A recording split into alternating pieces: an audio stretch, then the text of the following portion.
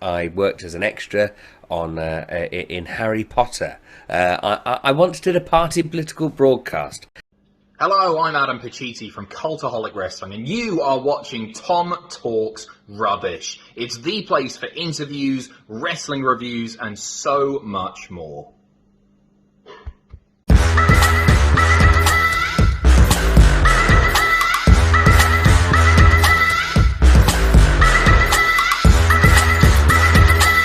Sure, you subscribe to Tom Talks Rubbish. I highly recommend you subscribe here first. What's going on, guys? It's your boy, Tom Talks Rubbish, and today I'm back with another interview. This time, I'm joined by Sullivan Brown from No Roads Barred. Hello. Welcome to the show. My voice stopped for a minute then. No, it's lovely to be here. Thank you so much for having me on. It's great. So if we take this back, because I feel like I became familiar with you, as I'm sure a lot of people did, through your work on No Roads Barred. Yeah. Yes. So what was your first job in the public eye? Well, I suppose, in terms of my jobs that I've had previous to that, they were in the public eye. Technically, I'm an actor, so I've done a few things. I worked as an extra on in Harry Potter. I once did a party political broadcast for the Liberal Democrats in 2005. Just out of personal curiosity, Yes. what was your part in Harry Potter? What Harry Potter film were you in? Because my sister is Harry Potter mad. Oh, amazing! I'm in the fourth and the fifth films. You can't see me, but I am sort of roughly in the background, probably in Great Hall scenes. And I was in Gryffindor because you get actually sorted into houses when you're an extra. No way. So Yeah, 'cause you have can we to be. start there if that's okay? Yeah. Go on. Yeah. That's absolutely fine. Yeah. So, were you an aspiring actor at this point, or had you done a few cameo roles before?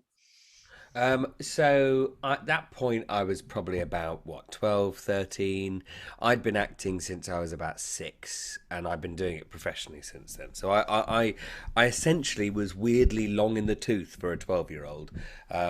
It's a weird thing about actors. Like, you start your career at like 5, 6 years old. And then, I'm now just turned 30 and I'm nearly 25 years in the game. And it's weird. It's really, really, really weird. So I'd gone to this really rubbish theatre school called Ravenscourt Theatre School. But what was good is that they had an agency alongside it, and they basically every single year they would ask the school to send over some students to be in the next Harry Potter film, and then they take a look at your picture, and if you looked a bit evil, you're probably going to be in Slytherin, and apparently I looked brave slash good, so I was in Gryffindor, and yeah, it was a really odd experience, in large part quite dull because there was a lot of waiting around.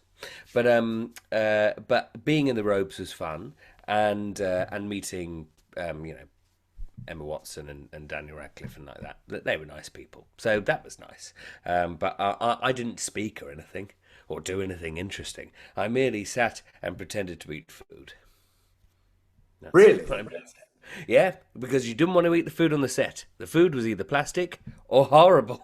No, because funny enough, I was watching it was some pop culture channel, which I can't remember off the top of my head now, but it was essentially 10 facts about Harry Potter that you may not know.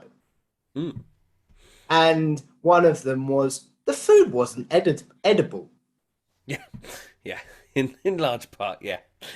Most of it was plastic, and then you'd have the odd thing where if it was like a close-up scene, they needed people to eat, then they would give you food, but often that food had been left out all day, and the heat, the sheer heat of being in that studio with Studio the lights, I suppose. not just studio lights as well. There was also real fires, and I mean, if and also these robes as well. If these children had to wear these robes, they'd all die of heat stroke. It was terrible. It was so many layers. It was so many layers. Wow. So if like, thick wool as well. It was really good quality stuff, but it was yeah, very very very hot. And yeah, the food was not very nice, but you didn't want to complain about the food because if you complained about the food, then you often were shunted down to the end of the table where there weren't, your Emma Watsons or your Daniel Radcliffe. So you keep stum about that. And Fair enough.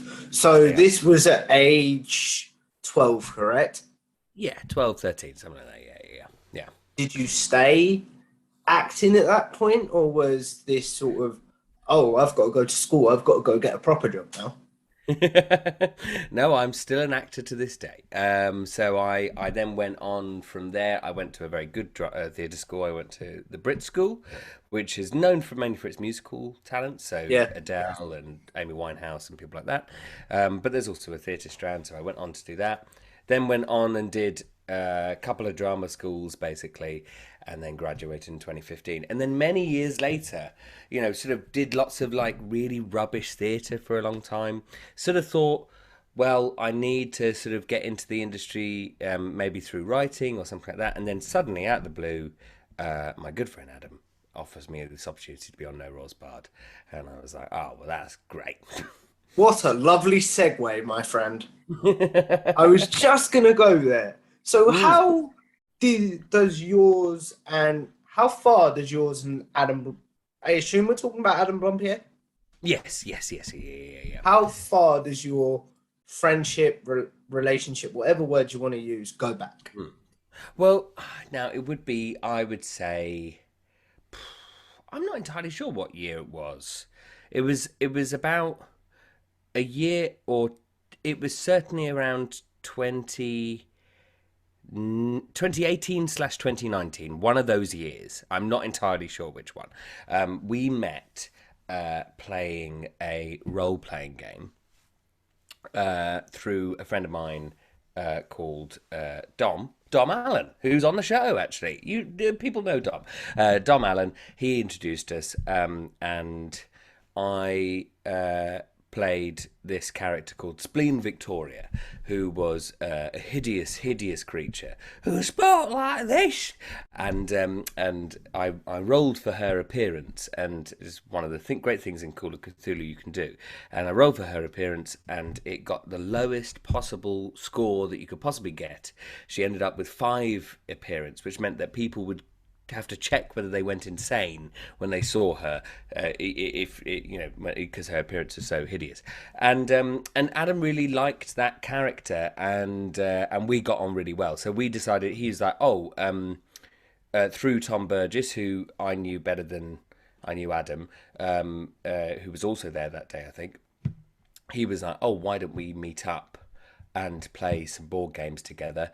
And we did so in this little theatre in Chelsea, and we did that sort of probably like every 3 months here and there, and we always got on really well, me and Adam. We always got on really, really, really well, but we only ever saw each other once every 3 months because I'm very flighty and very flaky. The people that may know what that means may not know what that means. What does that mean? I'm very difficult to get a hold of. I'm very difficult to pin down for a meeting or meeting up and stuff. And so yeah, it was interesting. Then actually I was going to be on CBW originally. That was my first thing I was going to do with Adam. 'Cause we'd done a. Oh, sorry. Sorry, man. No, continue. I should stop interrupting people. That's all right. So that was going to be really interesting. But then I went off to stupid Austria. No offense, Austria. But I went off to Austria for a tour for 3 months, which was good fun. So it meant I missed that. And then when I came back, the pandemic hit, and then suddenly No Rolls Barred happened. And that's really where, over the last year since No Rolls Barred, it's like me and Adam were always, I would consider him a good friend and everything, but since then, like, we see each other obviously pretty much every week, and whether we're playing games on the channel or not, and it's it's lovely. It's one of the great things to come out of the channel is mine and Adam's like even closer friendship.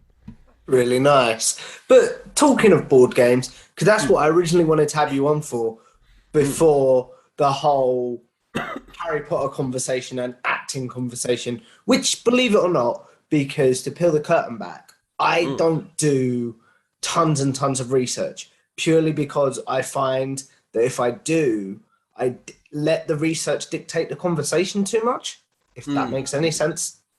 Yeah, it does. Absolutely. Yeah. So, no offense, I didn't know all that acting stuff, so that was really cool.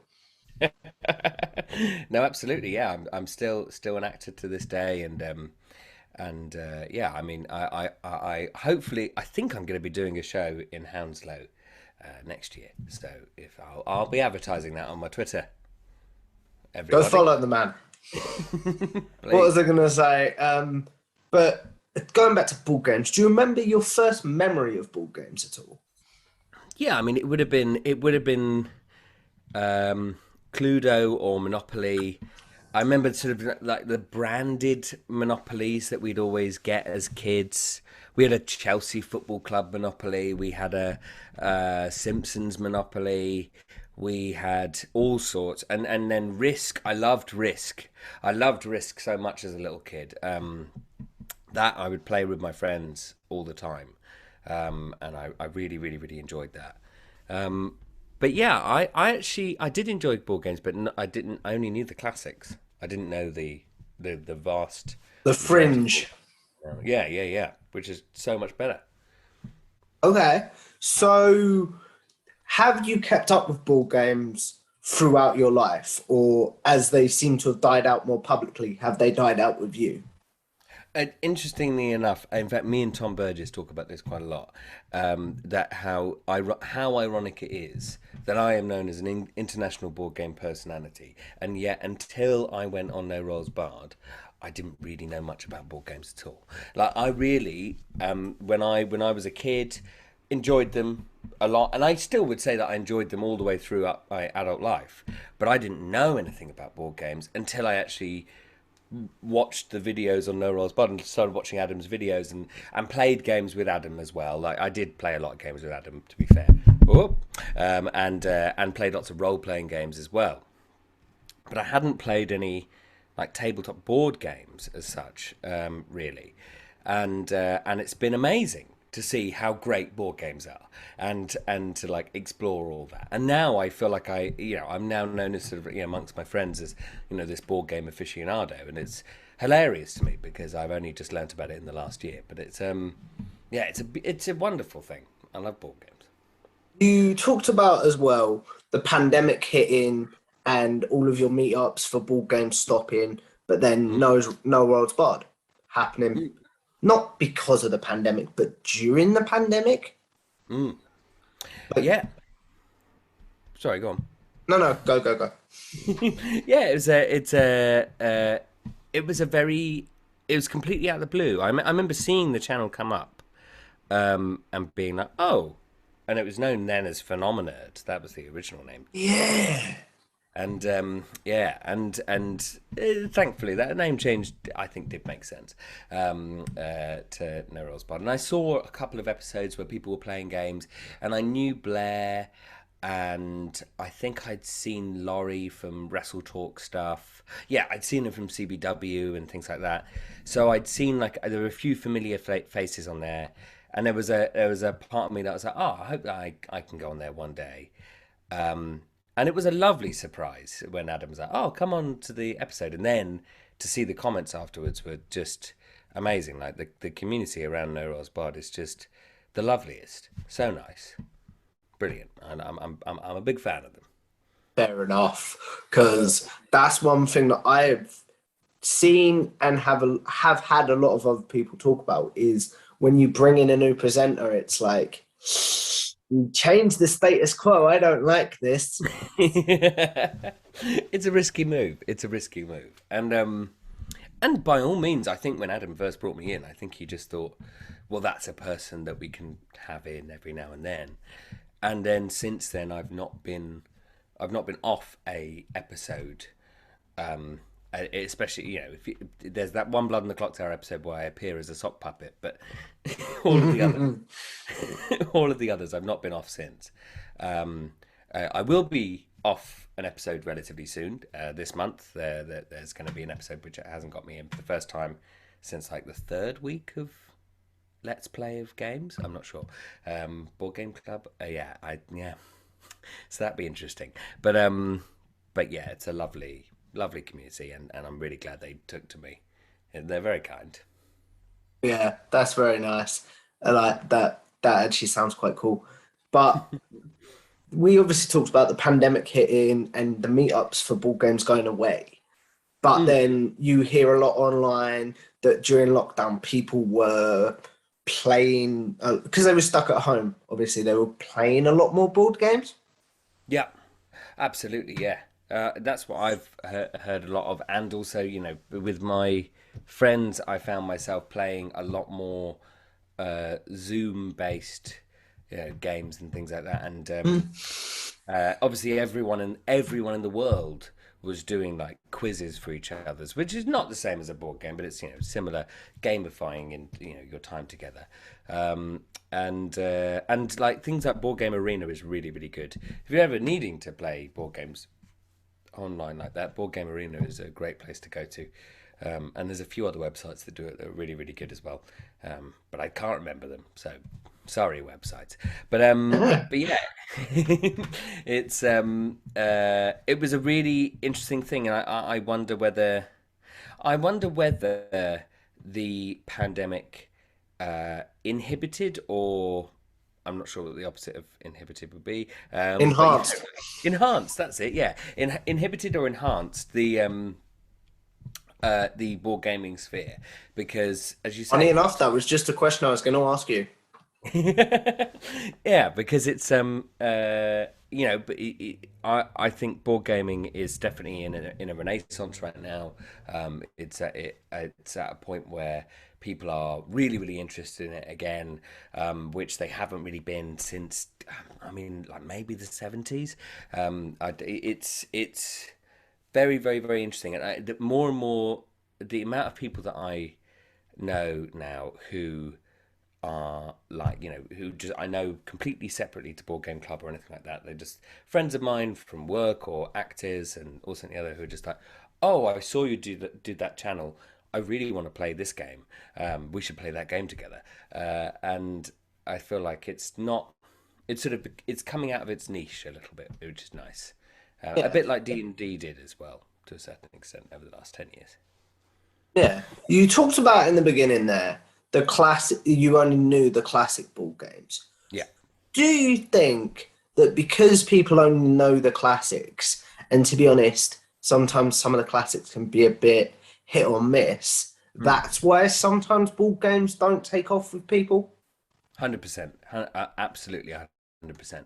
Because I think nearly every single conversation I've had with somebody who doesn't like board games is they've gone, I don't like board games. And I've gone, oh, but board games are great. And they've gone, yeah, but Monopoly takes 4 hours. And I'm like, yeah, but not every board game is Monopoly. You're fools. And they've had everyone's had a bad experience with Monopoly. I hate Monopoly. It's a terrible game. It's poorly designed. It's terrible, and that's the problem, is that everyone's had that big I can get it.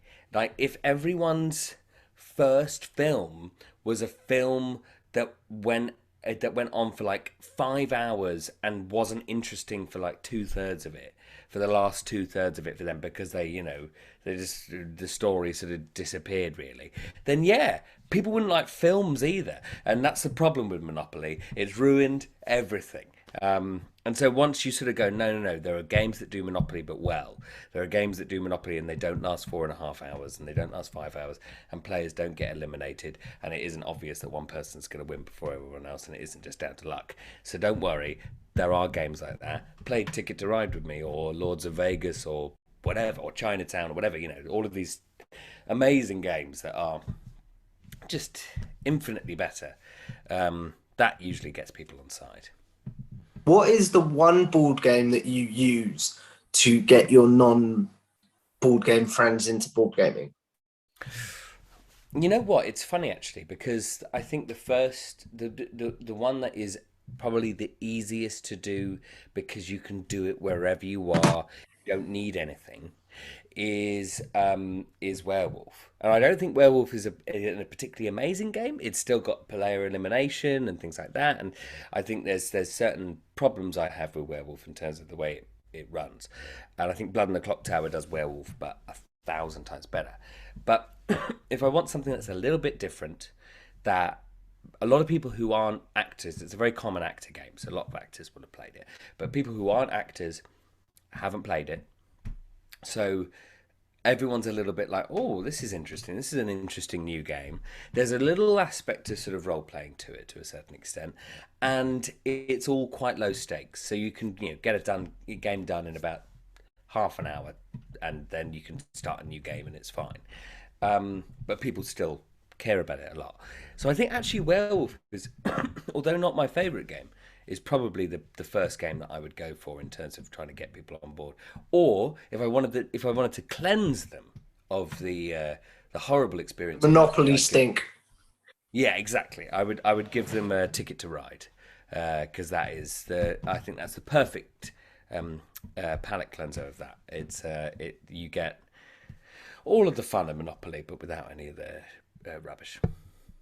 Enough. So also you talked about like in a lot of role-playing games, like and stuff like that. Is that because of your background as an actor? Yeah, absolutely. I think that actors, especially actors who want to do improv, should all do role-playing games. I think the way that it informs so much in terms of how you create a character. And very much when I go into playing a role-playing game, I don't care about winning. I don't care about winning at all. I don't even care about being alive. Like, if I die, it's fine. It's not a problem. Because all I care about is making a character that does whatever that character would do in that situation. I've made some people who are really horrible people, and they will do things that will not be a clever thing to do, but they will continue to do those things because that character, it's truthful to that character as to who that person is. I've made that bad person, so I have to kind of live with that, and I have to make that terrible decision because that's who they are. And that's what acting is that you have to kind of just go, I love this character, even though I hate everything that they stand for. I still kind of love this character, and I still want them to win. And even though I know that I'll see them make mistakes, and there's almost nothing I can do about that. It's very, very useful to have that as a good acting challenge. And also with improv, if you're ever struggling with improv as an actor, do role-playing games, because that's all it is. And the best way for me to advertise role-playing games to actors is just that it's improv with dice. That's all it is. Just think of it like that, and then you have a great time. Mm-hmm. So what is one thing that playing board games has taught you about when it comes to acting? And I know you spoke about that a little bit in the last question. And then what is one thing that acting has taught you when it comes to the other way around of however I asked the first question. So whatever board games has taught me about acting, and acting has taught me about a good way to board games, that was it. Yeah. So in terms of board games informing what I do in acting, that's an interesting one. I suppose if you look at from a Euro game perspective, or cooperative games, because there's a big debate within the acting community that is sort of silent and nobody really speaks about it. But there are some people who believe that acting is a competitive sport, and others that believe that it's a collaborative sport. And I am firmly on the side that that it is a collaborative sport, and you will never be as good as you'll never be as good if you are actively working against your fellow actors. And those co-op games in some ways can teach you a lot of those values and skills. And I think it's also there's a certain thing about acting that is, and we're taught this a lot at drama school, that the word play, is in to put on a play, it has the same etymological influences as the word play, so as in to play games, and I think they're intrinsically linked, and you need to have fun, and you need to be a little bit of a, just allow yourself to lose all inhibitions, and just go, okay, well, yeah, I am now, a cat who's trying to commit a burglary. Just made up a new game, but yeah, it's That actually sounds really cool. it sounds very funny. Call it cat Yeah. burglary. It'd be great. In terms of what board games have taught me about acting, again, it would be more of the role playing game side that has taught me this stuff. But I think, oh no, in terms of acting has taught me about board games. Oh, I don't know. Just have fun. Just have fun and be very silly. That's what I learned from acting, and that's what I brought into board games, I think. Fair enough. So, like, because you have acting experience and on-camera experience, did you find it easy to not slip on camera, but you know what I mean, like be on camera for no roles barred?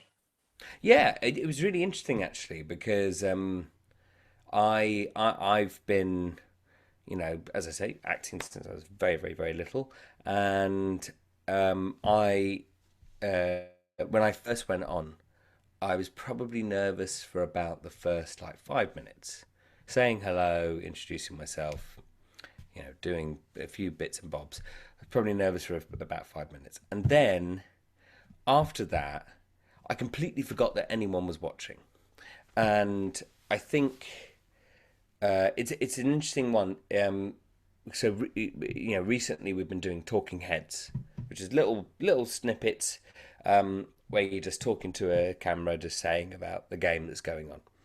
And there I am chatting away, and I found that more nerve-wracking because I knew that in the room with me was John Gracie, Brooke Bourgeois, and Adam Blompier, and Laurie.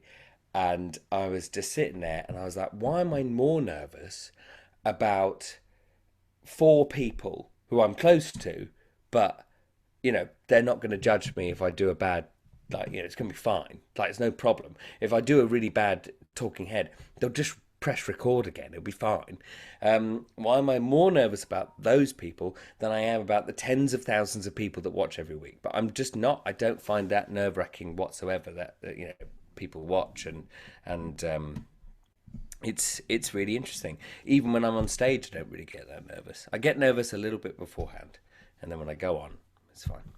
I was gonna say, I think I'm the same because like my family have all gone upstairs and stuff like that, and I can't have them in the room when I'm doing stuff like this.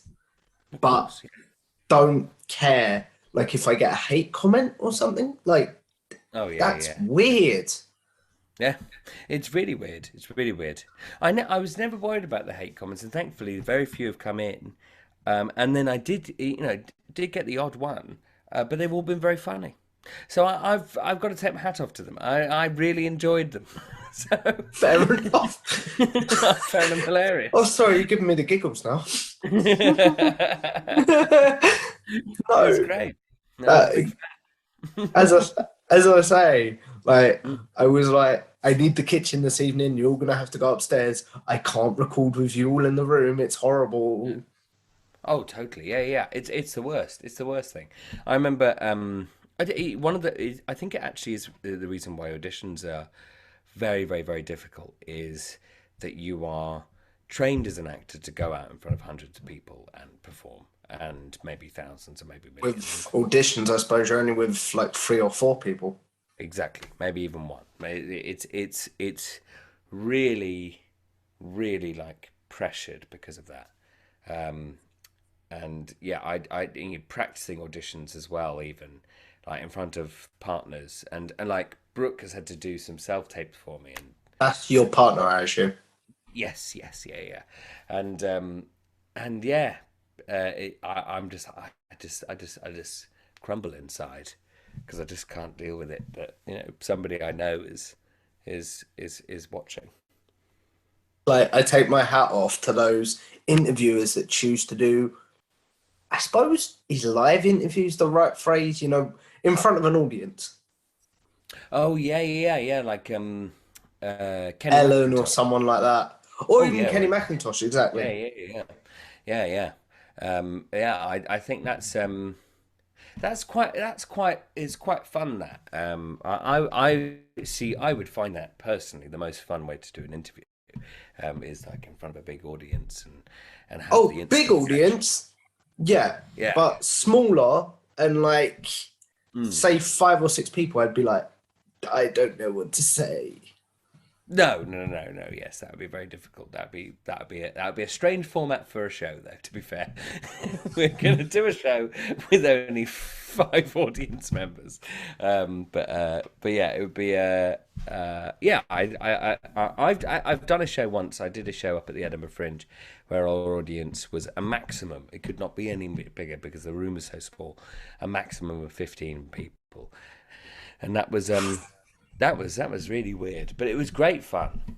We didn't have to fly her at all. Sold That the out. smallest audience you performed in front of. Yeah, because there was no, we couldn't get any bigger than that. I mean, in that run, I think we performed occasionally in front of one person and two people, because right at the beginning, nobody knew who we were. We were just a small company from nowhere, and then by the end, by the end of the first week, we'd sold out pretty much the rest of the Yeah. run, so we were fine. But yeah, it was a weird time.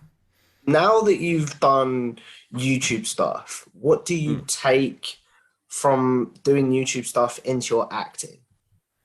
Well, it's useful on multiple levels. I am glad that I have sort of gone up a rung in terms of career and not felt any different, and I feel very comfortable at this sort of level of notoriety and all this and the other. Um, and to be honest, in terms of furthering my career, hopefully it will do. Because it might well lead to bigger and better things, because these things, for better or for worse, and most likely for worse, they do make a huge difference in terms of how well you're going to do as an actor. So it's yeah, I think it's only been a net positive. I can only see positives coming out of the YouTube stuff.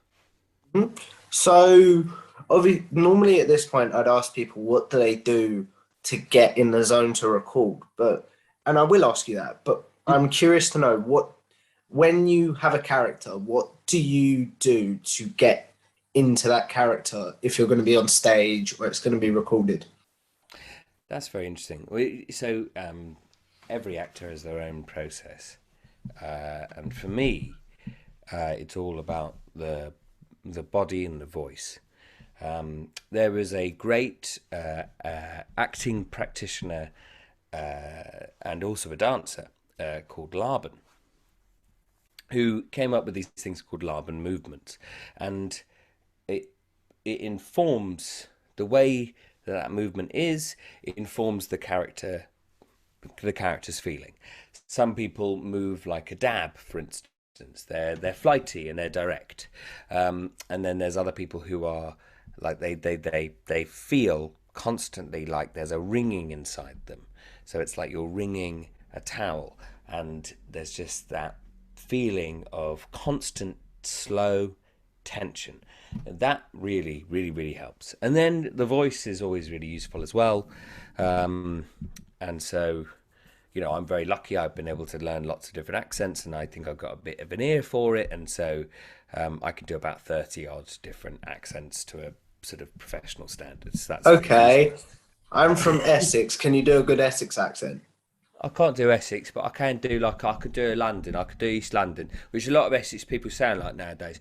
The thing is, right, my mum, she comes from West London, but she's still a bit of a Cockney herself. So this is how she stands. Although this is a bit too Michael Caine for me. He's also a West London boy, but yeah. I was very Michael Caine. Oh, The yeah. one one thing I'm curious to know about with accents then, because a lot of my carers can do really good accents, Mm. but then we'll be talking like that for the next hour. Can you Mm. slip in and out of accents really easily? Yeah, yeah. I've learned how to do that because it's because I need to be able to do that in terms of like doing an audition or something like that, but they want it in a different accent very very quickly. It's very useful to learn. Like if I'm doing a speech and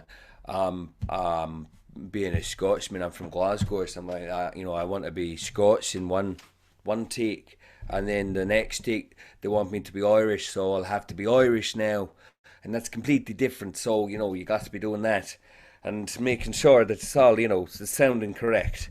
But then I wanted Australian, so you got to make sure you got to be able to be on your feet.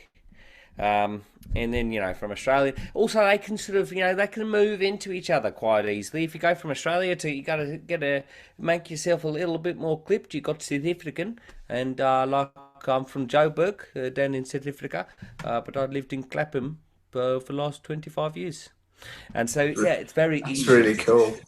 Oh, thank you. Yeah, yeah. Because Once, I'm someone that studied drama at mm, school. I've got a nothing like what you've got. I didn't go to drama school or anything, but I've actually mm, got BTEC in drama.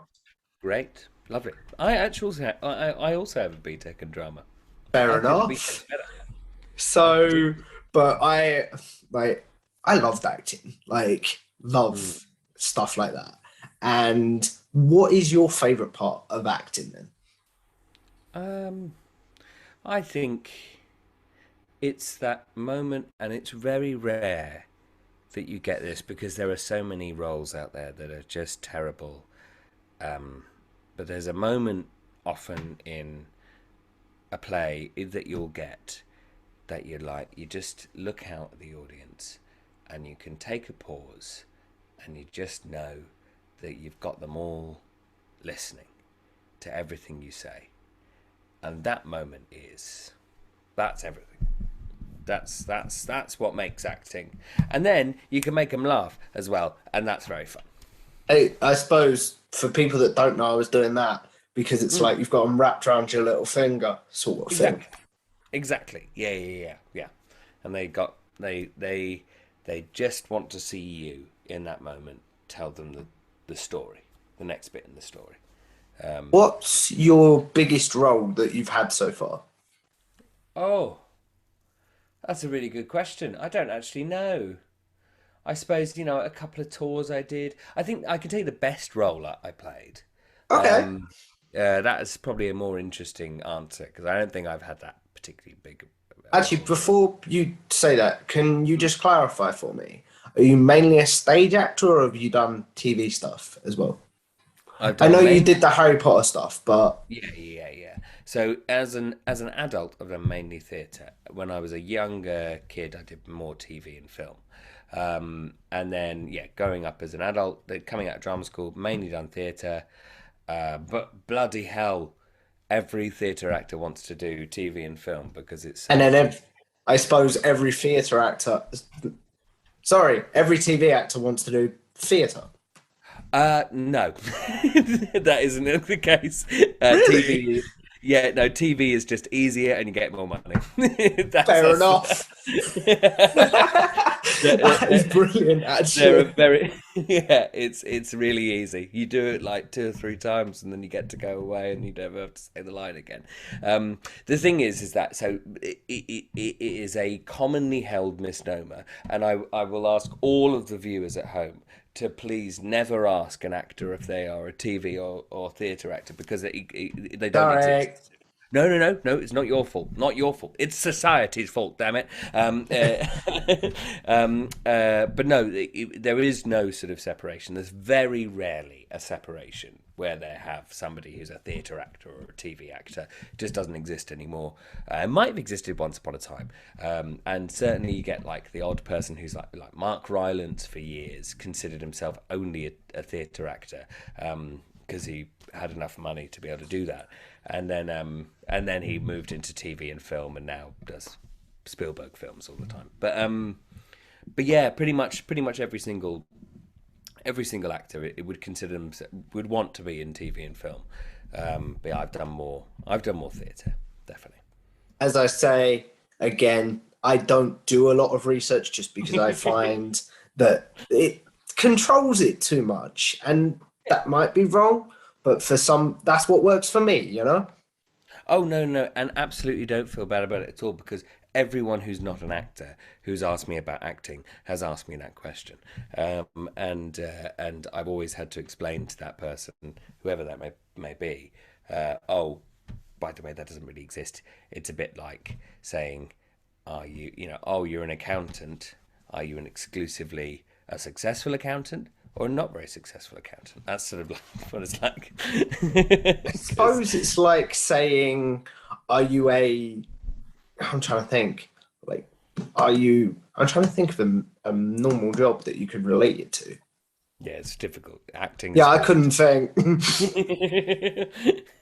But yeah, the best performance, the best role that I did was a role that my friend Casey wrote for me in a play that we did together up at the Edinburgh Fringe, and I played a very depressed Yorkshireman who was grieving the death of his wife, and it was in no way funny whatsoever.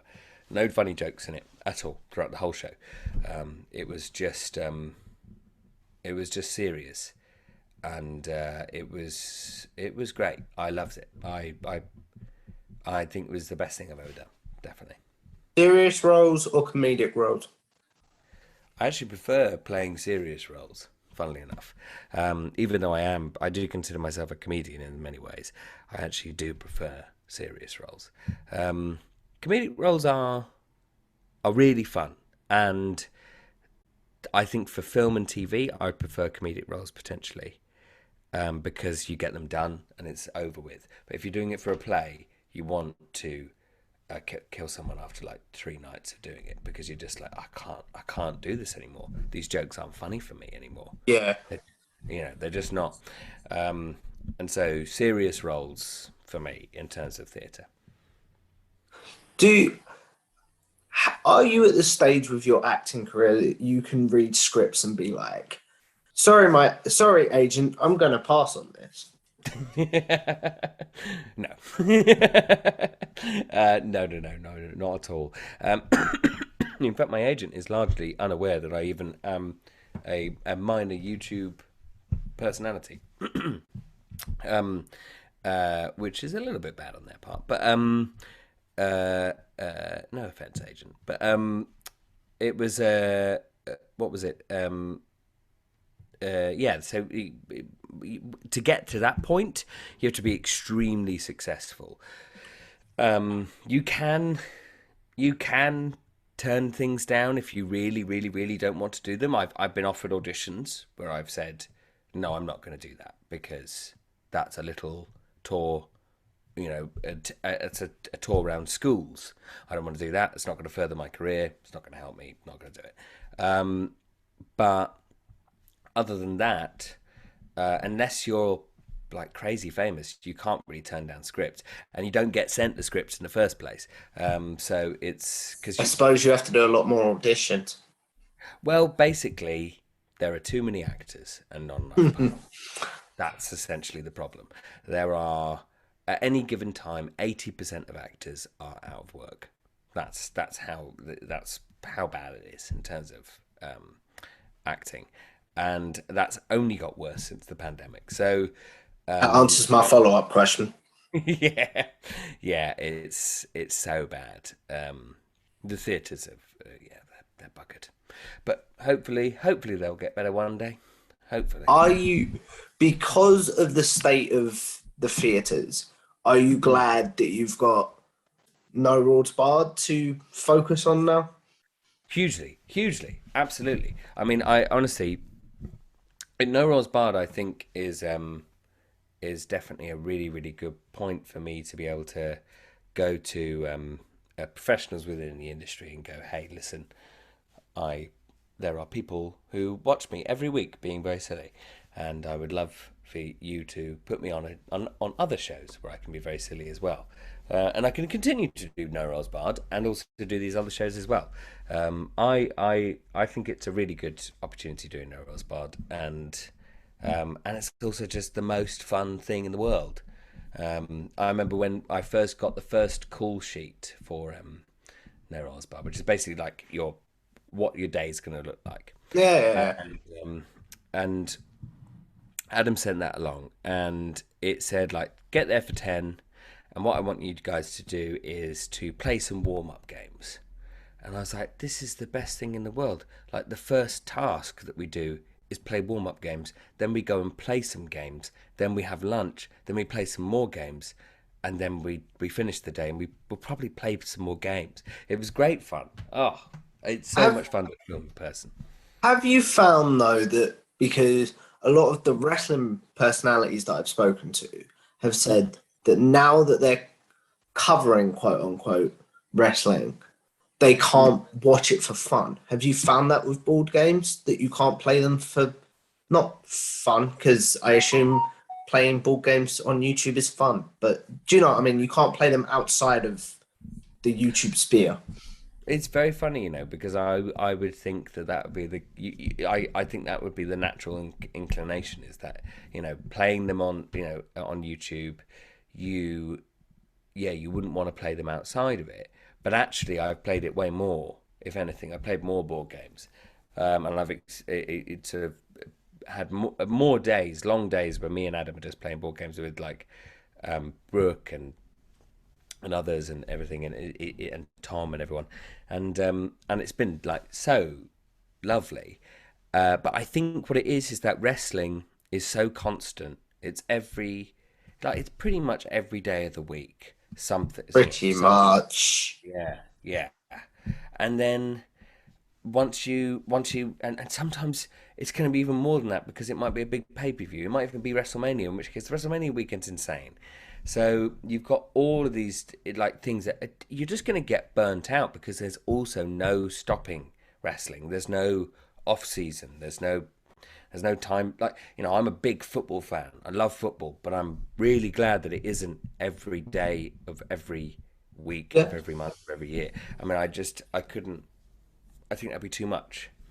And I think wrestling probably should take a leaf out of other sports books and give fans a little bit of time off, even just a month. Yeah,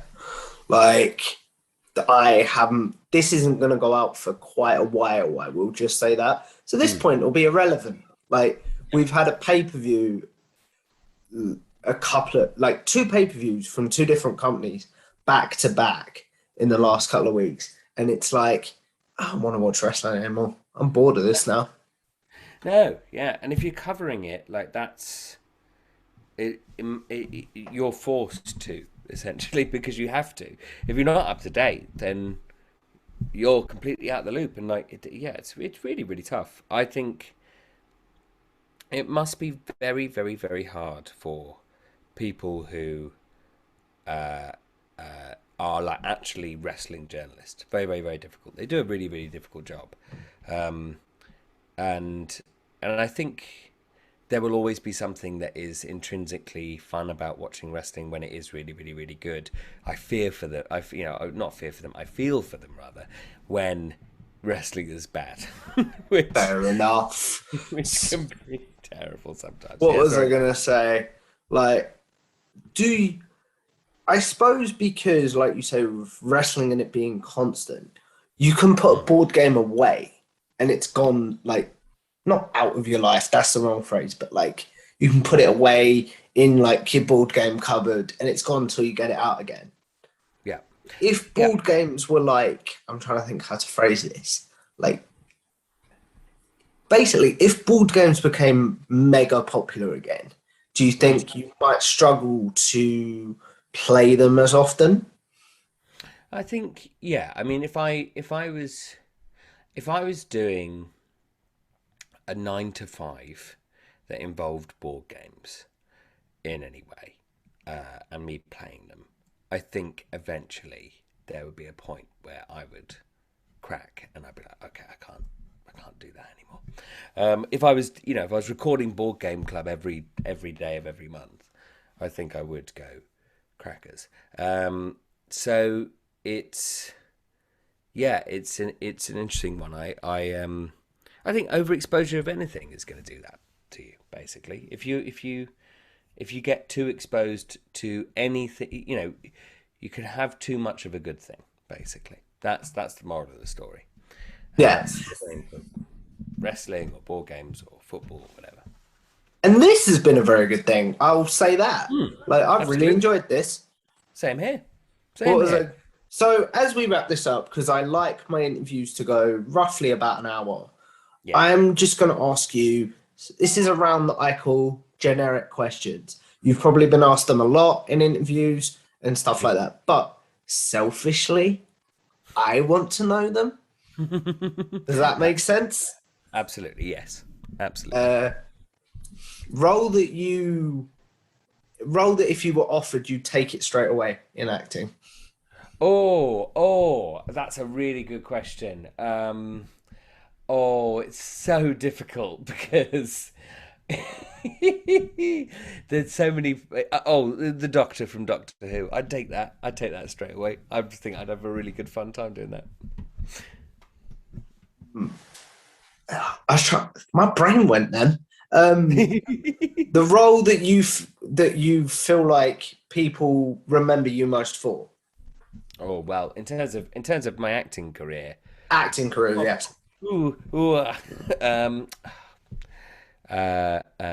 don't know. Out there somewhere is me playing Tony Blair as a 13-year-old, and that was probably seen. I'm sorry. What now? Please tell that story. I did a party political broadcast for the Liberal Democrats, and you were saying about this earlier. Yeah, and it's available on YouTube. You can find it somewhere. I don't know I think you have to search like Wolf WMD or something, and like Lib Dem ad, blah blah blah, and it's if you want to see me as a 13-year-old attempting to be Tony Blair, the then Prime Minister, that's me doing that, and that's probably the one that's been seen by the most people. Actually, I'm gonna try and find it once we finish this now. Oh, please do. Share it around. If I find it, I will definitely share it around. What is the one role that you said you're not at the point where you can turn stuff down? But what is one that if your agent offered it to you, you'd be like, hell no. Any panto. Really? Yeah, I have done several pantos in my life, and I don't enjoy pantos. Pantos are really fun to watch. I love watching pantos. I love panto. My favorite thing. It's so much fun to watch. It's so hard to do. It's so tiring because it's all energy and very little like acting, basically. Dumb question. Mm-hmm. Are they ad-libbed? It depends on the panto. Sometimes they are, sometimes they're not, and it depends on the actor as well. The pantos that I've done, largely ad-libbed. But if it's a set joke, if it's a joke that seems like it's sort of something to do with it, it's probably part of the script. So mostly scripted, I would say. About 95% scripted, and then they might have some set jokes that they'll throw out there. Like the Dame will often have jokes that are like they thought of it beforehand and they know exactly what they're going to say, what the person says. So it's like my care company that works for me goes to Panto every year, and we've gone to the same one for the last 5 years. But every year they're different jokes, and it's so funny. Yeah, absolutely. It's really good. I love watching panto. You just hate doing them. I hate doing them so much. It's just because they're very, very tiring to do, and I think they're more for musical theatre actors. If I'm honest, I think the musical theatre actors, it's perfect for them. They love singing, they love dancing, they love dressing up in pretty shiny things. because that's what they love doing. Fair play, more power to you, musical theatre actors. Take all those jobs. No desire to go into musical theatre then? No, I hate. Yeah. It's very similarly. I have no interest in musical theatre. I'd have more interest in musical theatre than I would panto, but yeah, very little interest in musical theatre because it's not. I can sing, but I'm not on their level. I'm not on their level. Fair enough. They're unbelievable, some of those singers, and I just couldn't do it on that level. Yeah. I had another question, but my brain is not working. The role that you were offered that you turned down. I know you said you haven't turned a lot down. I haven't turned any. Have I turned any? Oh, actually, no, I haven't. I have turned a role down. Hooray! So I was going to go up to the Edinburgh Fringe once, and there was a Fringe show that was also going to be going up as well, and I auditioned for it, thinking, great, I'm going to be doing this show. I sense a but. And I can do that show, but I couldn't. What I didn't know was was about this contract that was basically done, and it was going to be like a redoing of the Blues Brothers, all the songs from the Blues Brothers, and I was going to be one of the Blues Brothers, and I wasn't overtly enthusiastic about the show anyway. But I thought, well, I'll go along to the audition. Did the audition. They gave me the part, and I was like, that's a worrying sign because I'm a good singer. I am a good singer, but I'm sure I'm not the best singer that came along. I can't be. And I also don't look much like the actual guy from the Blues Brothers, so it was sort of a bit odd. And then they offered me the role, and then I saw the contract, and the first thing was that it would mean that I wouldn't be able to do the other Edinburgh show, which would have been terrible because that was actually the best role I ever played that year. And then was that the role that your friend had written for you? Yeah, exactly. It was that role. Yeah. So I was like, oh, okay, well, I can't miss out on this. And the second thing was, it was only 50 quid a week, which is genuinely scandalous because they were making probably they're probably making 15 grand a week, I think, in terms of the amount of people that were in. I can't remember what it was, something like that. Yeah, they made an insane amount of money on that show. Wow. But they knew they could get away with it because actors will take it. And another actor did. I went to see the show because a friend of mine was in it. And I was like, oh, okay, wow, look at this. Someone else took this. Why would you do this? Watching your own performance back, yay or nay, when it comes to acting? I don't like doing it. I really don't like doing it. I don't even really watch any of the No Ros Bards back. I will watch back little clips, especially if people timestamp. I'll be like, oh, okay, I wonder what that joke was. But I don't like watching back my own performances because I'm always going to overanalyze what's going on with me. So I never do it. Mm-hmm. I know we spoke about how you get into character and stuff like that. Mm-hmm. But do you do anything if you're in character to, when you come off stage, to come out of character? No, I don't feel like I hugely need to. I remember when I saw an interview with Stephen Colbert, who's not famed for his acting, more for his just comedy stylings and being a comedian on late night shows. But he trained as an actor as well, and he said that he was always taught to wear your character as lightly as a cap. You should be able to come off the stage and just go, okay, great, I'm back to me again. And there's sometimes where like maybe I'll need a little bit more time, just a bit more time, just to sort of get out of that zone. But that's very rare, and that usually just means that I've gone a bit more inwards on myself, and it doesn't actually mean that I've done a better performance. It just means I've gone too involved in my own thing. Fair enough. And then this is the question that I always end all of my interviews on. Obviously, with YouTube and cameras and stuff, and then with acting, you like yourself, we're all sort of gonna live forever in some sort of way, aren't we? In some sort of way.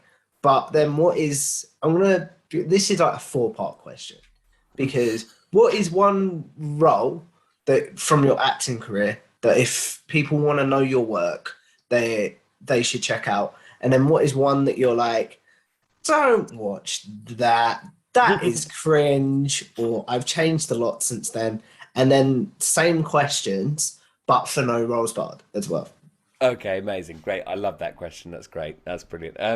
So in terms of if you want to watch me be very, very, very like at my best and actually being able to see that, there are a couple of sketches that I've recorded. The one on No Roles Barred, that actually there's 2 on No Roles Barred that are really fun. One where it's about Sabutio, and another one is about playing board games with actors. And also there's some sketches that I recorded with Rosie Nichols, also of No Roles Barred fame. One about a clown, another about a sort of a creative person called Fabio. No, Claudio, not Fabio. And so that's all the stuff that I would go acting wise, go and watch that. In terms of No Roles Barred, my favourite videos, Blood on the Clock Tower and Cosmic Encounter. All of the Blood on the Clock Towers, especially the one where I'm the demon, is great fun.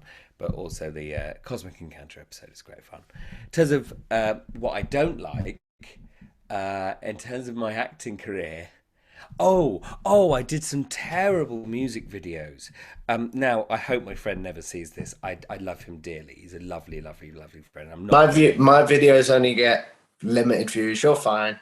incredible. I hope that this is never passed on to I'm never going to name this person, so it's going to be fine. But I did some really bad music videos that I really enjoyed the filming of. I really, really enjoyed the filming of. But when I saw the actual music video, I was like, oh Jesus Christ, this is rubbish.